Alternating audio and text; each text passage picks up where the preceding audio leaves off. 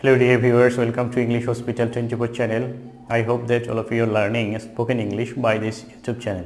And I'm Mr. Mijan Roman, always with you to provide you correct and proper English learning materials and spoken English materials so that you can be master of English language and master of English spoken.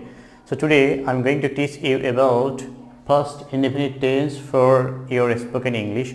I will show you the structure of using this type of sentences in your daily conversation, and this is your class number 71. You have already got 70 classes. Can you imagine 70 classes for spoken English and how much enriched the video lessons are of this YouTube channel. So let's get started our today's lesson, and before going to start this lesson I would like to invite you to subscribe this channel if you are a new visitor here, and if you have already subscribed I would like to thank you so much. So let's see, here I have written some sentences. First I have written here active voice of past indefinite tense and passive voice of past indefinite tense. First translation is আমি গাড়িটি কিনেছিলাম।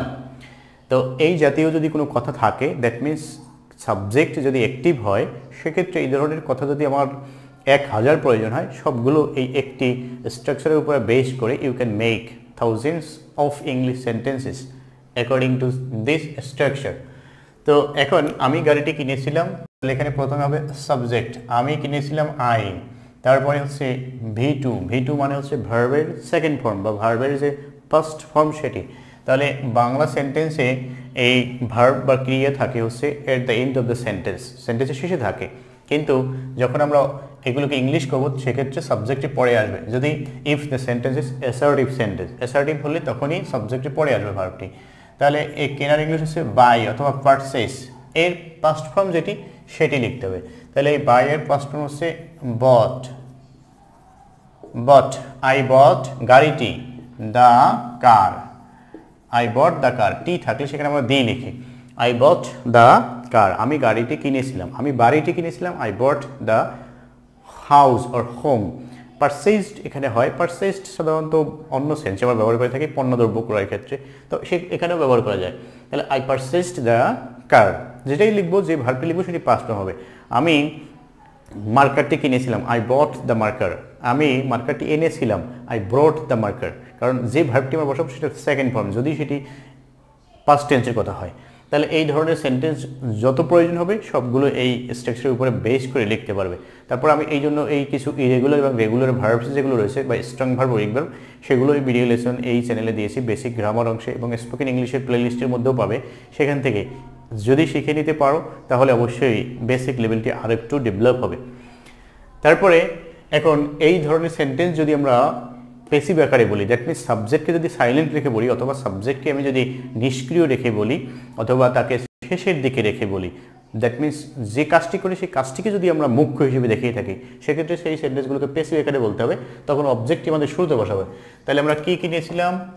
গাড়িটি, the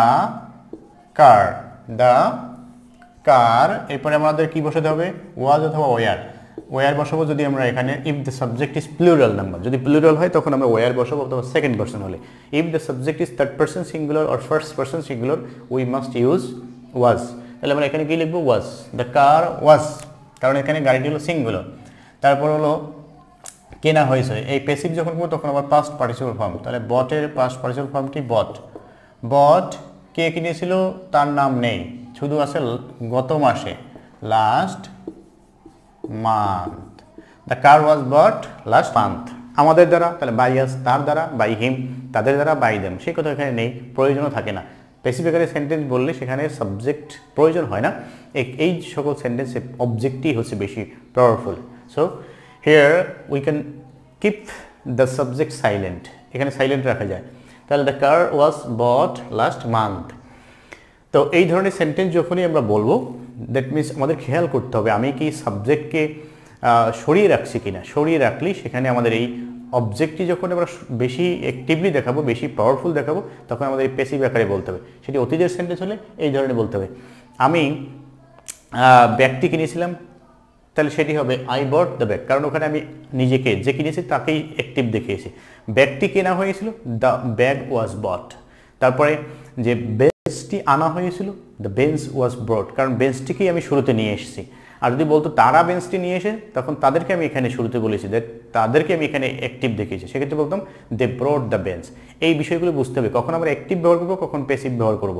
তাহলে যে কাজ করবে তাকেই যদি আমি পাওয়ারফুল বেশি দেখাই তাহলে সেটা অ্যাক্টিভভাবে বলবো, আর যখন যে কাজ করবে তাকে যদি আমি নিষ্ক্রিয় রাখি অথবা তাকে ঠেলে দূরে সরিয়ে দিই, সেক্ষেত্রে প্যাসিভ আকারে বলতে হবে। এই ডিফারেন্স দুটো বুঝলেই we can speak English fluently, that will be possible for everybody. এখানে নাম্বার 2 হচ্ছে তুমি কি এই পদে আবেদন করেছিলে। তাহলে এই জায়গাতে যখন ইন্টারোগেটিভ করব সেক্ষেত্রে আমরা কি করব, পাস্ট টেন্সের বেলায় শুরুতে ডিড ব্যবহার করব, তারপরে সাবজেক্ট। পাস্ট টেন্সের ক্ষেত্রে ডিড ব্যবহার করতে হবে, ডিড। তাহলে এরপরে যখন আমরা ডিড ব্যবহার করব তখন মূল ভার্বটি প্রেজেন্ট ফর্ম চলে আসবে, শেষে কোশ্চেন মার্ক ব্যবহার করতে হবে। তুমি কি এই পদে আবেদন করেছিলে। তাহলে কীভাবে বুঝবো আমরা অতীতের কথা, এখানে ল ম শেষে থাকবে অথবা নেই থাকবে। অতীতের কথাগুলো বোঝার সহজ হচ্ছে যদি আমরা বাংলায় করি, বাংলা বাক্যে ক্রিয়া যখন থাকবে সেই ক্রিয়ার শেষে ল অথবা ম থাকবে অথবা নেই থাকবে। এই তিনটি যে বর্ণ এগুলো দিয়ে আমরা বুঝতে পারবো যে অতীতের কিনা অথবা বর্তমানের কিনা। তাহলে ডিড, এরপরে কি আসবে সাবজেক্ট, তাহলে সাবজেক্ট এখানে হচ্ছে ইউ, তাহলে ডিড ইউ। এরপরে মূল ভার্বের প্রেজেন্ট ফর্ম, প্রেজেন্ট ফর্ম হচ্ছে এখানে আবেদন করা, এটি হচ্ছে মূল ভার্ব। তাহলে অ্যাপ্লাই, ডিড ইউ অ্যাপ্লাই এই পদে, did you apply for this post, post অথবা এখানে in this post, did you apply in this post অথবা did you apply for this post অথবা did you apply this post, এখানে এইভাবে বললে হবে। এখন মূল কথা হচ্ছে যখন আমরা অতীতের কোনো কথাকে ইন্টারোগেটিভ আকারে বলবো এবং যদি তখনই আমরা এখানে ডিড শুরুতে বসিয়ে কোশ্চেন করব যখন ওর উত্তরে হ্যাঁ অথবা না আসবে, অথবা অন্য জায়গায় আমরা ডব্লিউএইচ ওয়ার্ড ব্যবহার করে প্রশ্ন করতে পারি। কিন্তু যদি এর উত্তর হয় হ্যাঁ অথবা না, তখনই সেখানে এই ডিড দিয়ে প্রশ্ন করতে হবে if the sentence or if the statement is in past tense or any previous situation, any previous works.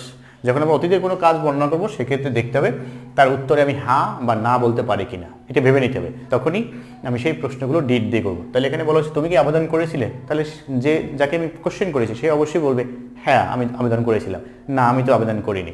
তাহলে এই যে হ্যাঁ বা না দিয়ে যখন উত্তর করা যাবে তখন ডিড ব্যবহার করতে হবে। তুমি কি এই পদে আবেদন করেছিলে, did you apply for this post অথবা did you apply in this post. তুমি কি এই পথে গিয়েছিলে, তাহলে বলবে হ্যাঁ অথবা না। তা did you go in this way, তুমি কি এই পথে গিয়েছিলে। তুমি কি কালকে বাজারে গিয়েছিলে, did you go to market yesterday. তাহলে এই যে প্রশ্নগুলো তখনই আমরা ডিড দিয়ে করবো যখন এর উত্তরে হ্যাঁ বা না আসবে। তাহলে যদি এখানে বলতাম আমি তুমি কেন এই পদে আবেদন করেছো, তখন কিন্তু সে শুধু হ্যাঁ বা না দিয়ে এখানে প্রশ্ন করতে উত্তর দিতে পারতো না।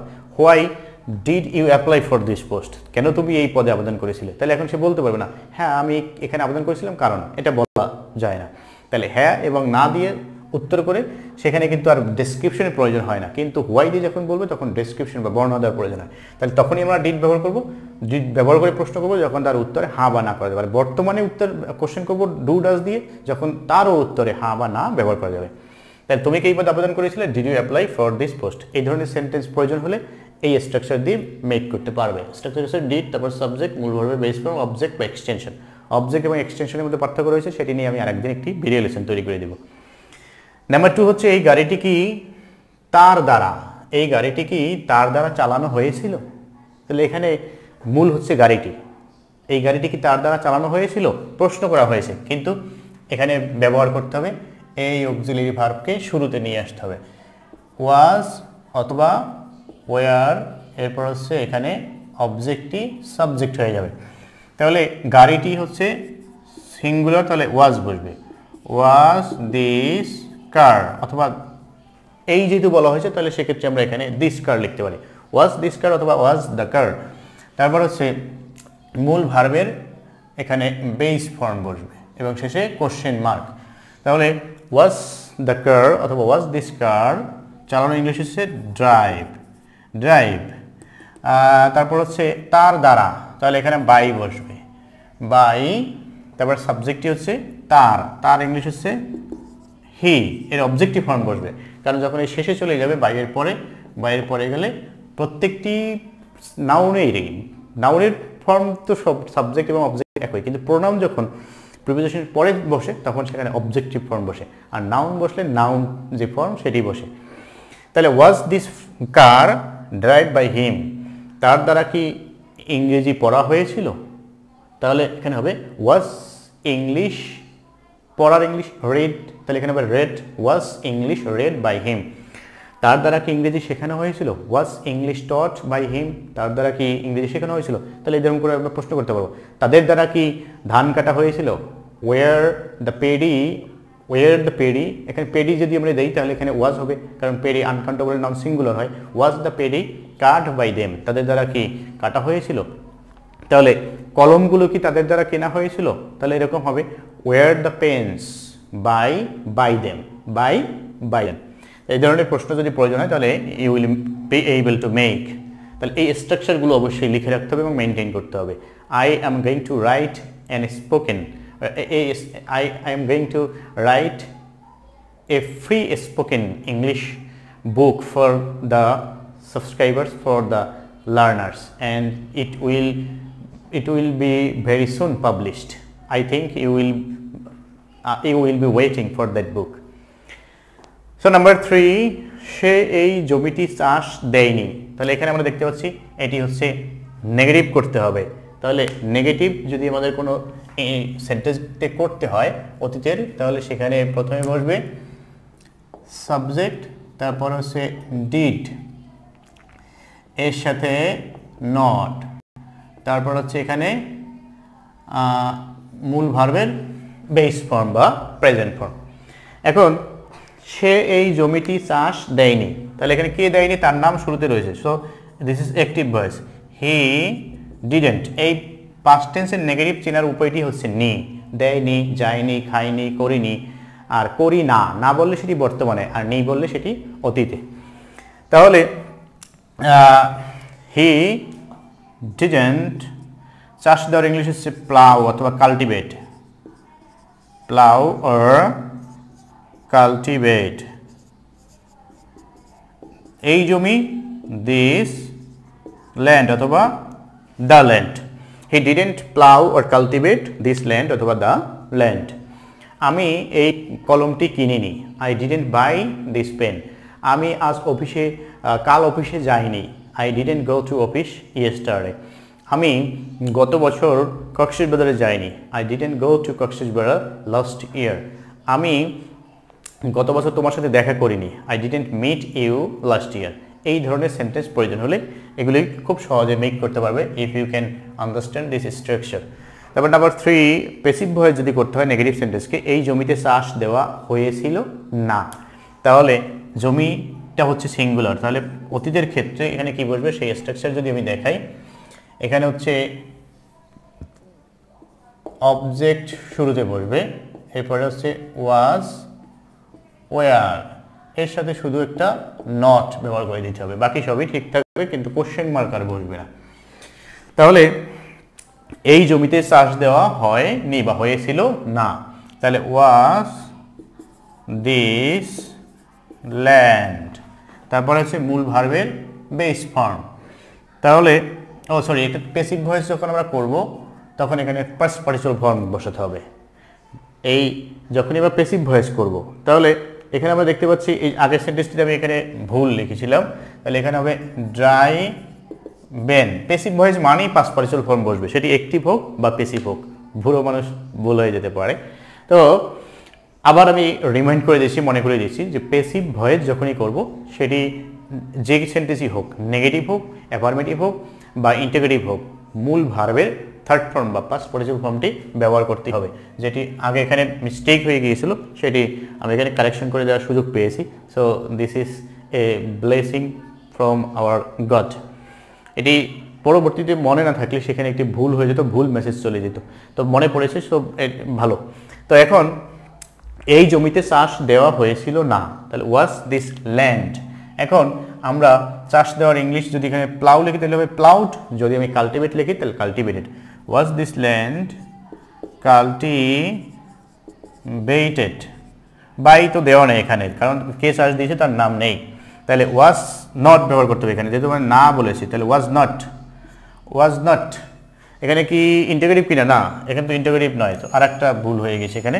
তাহলে আমরা এখানে কি লিখব, এই জায়গাতেও আমি সাজাইনি, তাহলে এখানে অবজেক্টটি শুরুতে চলে আসবে, তারপর হচ্ছে ওয়াজ, ওয়ার, নট, এরপর হচ্ছে মূল ভার্বের থার্ড ফর্ম। কারণ ইন্টিগ্রেটিভ সেন্টেন্সে অক্সিলারি ভার্ব থাকবে প্রথমে, কিন্তু যখন আমরা অ্যাফার্মেটিভ বা নেগেটিভ করবো, অ্যাসার্টিভ করবো, তখন আর থাকবে না, তখন সাবজেক্টে পরে চলে যাবে। তাহলে দিস ল্যান্ড অথবা the land, this land was not cultivated, this land was not cultivated, the land was not cultivated. তাহলে এখানে আমরা দেখতে পাচ্ছি যে যখন অতীতের কোনো সেন্টেন্স যদি নেগেটিভ হয় এবং প্যাসিভ ভয়েস করতে হয়, তাহলে অবজেক্টটি শুরুতে আসলো, তারপর হচ্ছে অক্সিলারি ভার্ব এর সাথে নট। তাহলে এখানে দেখা যাচ্ছে সাবজেক্ট যেটি আসছে এখানে সেটি হচ্ছে সিঙ্গুলার, সো এখানে ভার্বটি হবে সিঙ্গুলার, সিঙ্গুলার ক্ষেত্রে ওয়াজ বসে, নেগেটিভ সেন্টেন্সের জন্য নট। দিস ল্যান্ড অথবা the land was not cultivated, অথবা প্লাউড দিলে প্লাউড। এরপরে নাম্বার 4 হচ্ছে সে কি তোমাকে দেখতে আসেনি, সে কি তোমাকে দেখতে আসেনি? তাহলে এখানে উত্তর হবে কি হ্যাঁ অথবা না। তাহলে এই প্রশ্নটি আমরা এভাবে করতে পারবো যে শুরুতে চলে যাবে ডিড, তারপরে হচ্ছে এখানে নট, এখানে তো নেই রয়েছে, তারপর হচ্ছে এখানে সাবজেক্ট এবং মূল ভার্বের এখানে বেস ফর্ম বসবে, অ্যাক্টিভের ক্ষেত্রে বেস ফর্ম। তাহলে সে কি তোমাকে দেখতে আসেনি? তাহলে ডিডেন্ট, সে কি তোমাকে, তাহলে সে, he, didn't he visit you, দেখতে আসার ইংলিশ হচ্ছে visit, didn't he visit you, সে কি তোমাকে দেখতে আসেনি। এখন দেখার ইংলিশ সিও রয়েছে, কিন্তু এই জায়গাতে সি হবে না, তাহলে ডিডেন্ট হি ভিজিট ইউ, সে কি তোমাকে দেখতে আসেনি। পুকুরটি কি পরিষ্কার করা হয়নি? তাহলে এখানে আমরা দেখতে পাচ্ছি নেগেটিভ, আবার সেটি ইন্টিগ্রেটিভ, এরপর আবার প্যাসিভ ভয়েস, তাহলে একসাথে অনেকগুলো কাজ। তাহলে প্রথম হচ্ছে ওয়াজ, ওয়ার এর সাথে নট, তারপর হচ্ছে অবজেক্টটি এখানে সাবজেক্ট হয়ে আসবে, মূল ভার্বের থার্ড ফর্ম, আবার শেষে এখানে কোশ্চেন মার্কও ব্যবহার করতে হবে, যেহেতু এটি কোশ্চেনও রয়েছে। তাহলে এখন পুকুরটি কি পরিষ্কার করা হয়নি, পুকুরটি বলতে একটি পুকুর, সেক্ষেত্রে এখানে সিঙ্গুলারের ক্ষেত্রে ওয়াজ বসবে, এরপর আবার নট, ওয়াজ নট পুকুরটি, দ্য পন্ড, এরপর হচ্ছে মূল ভার্বের পাস্ট পার্টিসিপল ফর্ম ক্লিনের পাস্ট পার্টিসিপল হচ্ছে ক্লিনড, তাদের দ্বারা, সেটা এখানে দেওয়া নেই, তাহলে আমরা লিখতাম বাই দেম, তোমার দ্বারা বাই ইউ। তাহলে সেই যে প্রিপোজিশনের পরের অংশটি দেওয়া নেই লিখলাম না, আমি এই জন্য বলেছিলাম প্যাসিভ ভয়েসে ওই অংশটুকু সাইলেন্ট দেখা যায়। তাহলে was not the pond cleaned, তাহলে মনে রাখতে হবে নেগেটিভ ইন্টিগ্রেটিভ যদি হয় সেটিকে অ্যাক্টিভ ভয়েস আকারে যখন করব তখন ডিডেন্ট হবে, আর যদি প্যাসিভ ভয়েস হয় তাহলে ওয়াজ নট বা ওয়ার নট বসাবো। তারপরে যদি সে অ্যাক্টিভ কোনো সেন্টেন্সকে আমরা শুধু অ্যাফার্মেটিভ ইন্টিগ্রেটিভ করি তখন শুধু ডিড, আর যদি নেগেটিভ ইন্টিগ্রেটিভ হয় তাহলে ডিডের সাথে নট। আবার ওখানেও একইভাবে যদি শুধু প্যাসিভ ভয়েসের অ্যাফার্মেটিভ নেগেটিভ ইন্টিগ্রেটিভ হয় তখন বাক্যের শুরুতে শুধু ওয়াজ বা ওয়ার, কিন্তু যদি নেগেটিভ ইন্টিগ্রেটিভ হয় তাহলে ওয়াজ নট বা ওয়ার নট। এরপরে আরও কিছু সেন্টেন্স যেগুলোকে আমরা প্যাসিভ বা অ্যাক্টিভ করতে পারি, যেমন এখানে আমি দেখাই, এখানে যেমন একটি সেন্টেন্স রয়েছে কেন সে চাকরিটি পায়নি, তাহলে কেন ইংলিশ হচ্ছে হোয়াই, তারপর হচ্ছে পায়নি, নি থাকলে ডিডেন্ট, হোয়াই। তাহলে এখানে আমরা যদি সেই স্ট্রাকচারটিও লিখে দেখাই তাহলে শুরুতে ডব্লিউএইচ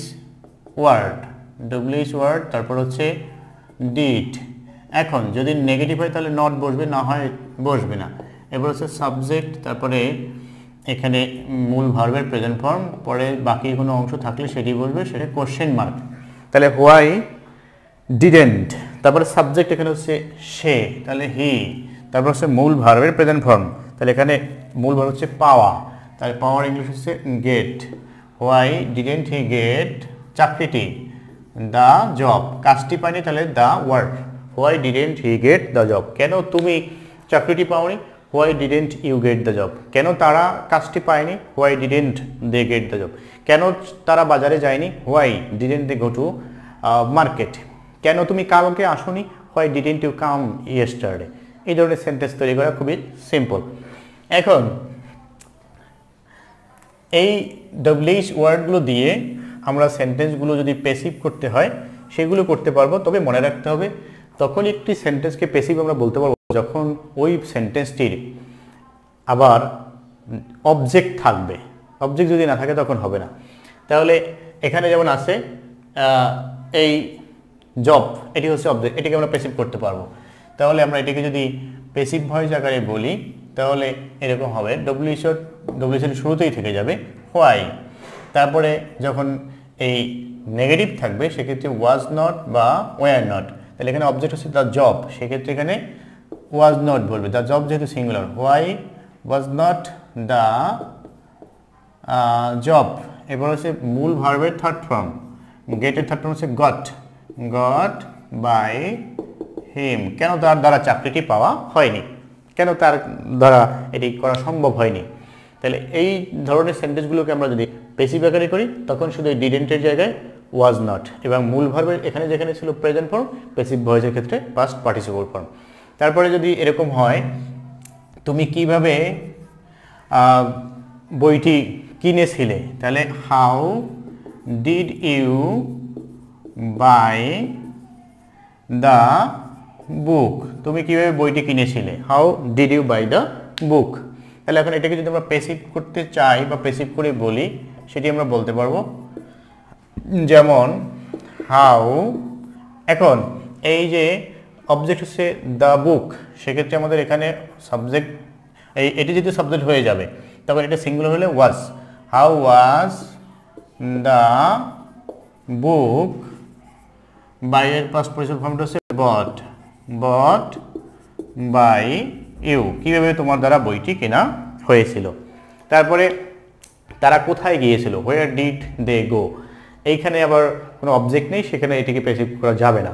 তারপরে তুমি কতক্ষণ পড়েছিলে, how long did you study, তুমি কতক্ষণ পড়াশোনা করেছিলে। এই ডব্লিউএইচ ওয়ার্ডের ব্যবহার দিয়ে বা কীভাবে প্রশ্ন করতে হয় সেই বিষয়গুলো আমি এর আগে এই চ্যানেল আলোচনা করেছি। ডব্লিউএইচ ওয়ার্ডের নিয়ে দুটি ভিডিও লেসন তৈরি করেছি, দুটি দিয়ে আমি বিস্তারিত আলোচনা করেছি। তো আশা করছি সেখান থেকে হেল্প নিলে আরও বেশি উপকৃত হবে। তো আজকে আমি এই পাস্ট ইনডেফিনিট টেন্সের অ্যাক্টিভ এবং প্যাসিভে কীভাবে সেন্টেন্সগুলো তৈরি করে আমরা স্পোকেন ইংলিশ এবং ফ্রি হ্যান্ড রাইটিংয়ে লিখতে পারি সেগুলো আমি স্ট্রাকচার সহ এখানে দেখিয়েছি। আশা করছি the learners or subscribers or the viewers will be benefited by this video lesson, because in our daily conversation or in our writing, at the time we go to write something, we need to use past indefinite tense.